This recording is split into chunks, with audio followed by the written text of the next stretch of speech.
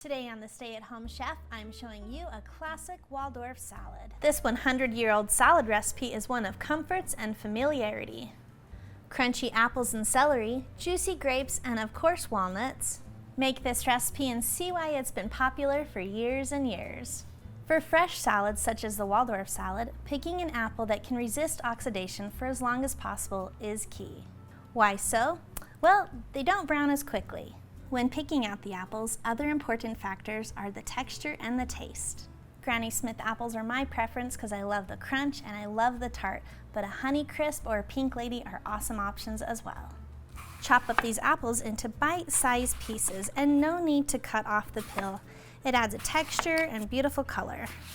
Add the chopped apples to a large mixing bowl and drizzle the chopped apples with 1 tablespoon of lemon juice.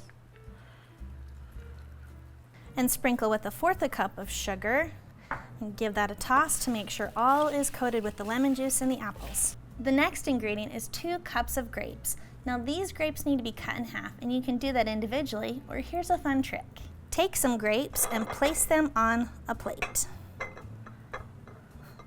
Next, take a plate of the same size and put it on top of that. Then using a serrated knife, go ahead and cut those in half. That works out kind of nicely. Add those alongside the apples to the bowl. Then dice 2 ribs of celery to get about 1 cup worth. Then add that diced celery to the bowl. And now let's talk nuts. Waldorf salad didn't originally have nuts in it, but years later, walnuts were added to it. To elevate these walnuts, I like to toast them just a bit, which is optional but recommended. And to do that, on a parchment-lined baking sheet, spread out 1/2 cup of chopped walnuts and roast these in a preheated oven of 350 degrees Fahrenheit for about 5 to 7 minutes until they deepen in color and are more fragrant. This gives them a more buttery flavor and a nicer crunch, and like I said before, I recommend this. Now the walnuts need to cool a bit before we add them into the salad, but let's make our simple creamy dressing. In a small mixing bowl, add in 1/2 cup of Greek yogurt. A good substitute for that would be sour cream. 1/4 cup of mayonnaise, which is our kneaded fat that really helps carry the flavor and brings a smoothness to the salad.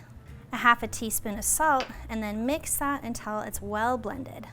Add in your cooled walnuts, pour the sauce over the ingredients, and toss until it is all coated. Cover and chill until you are ready to eat.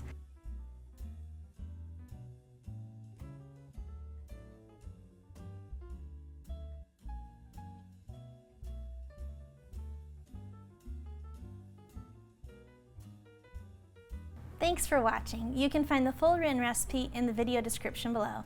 Be sure to check out thestayatHomeChef.com, where you can find hundreds of restaurant quality recipes you can easily make at home. We'll see you later.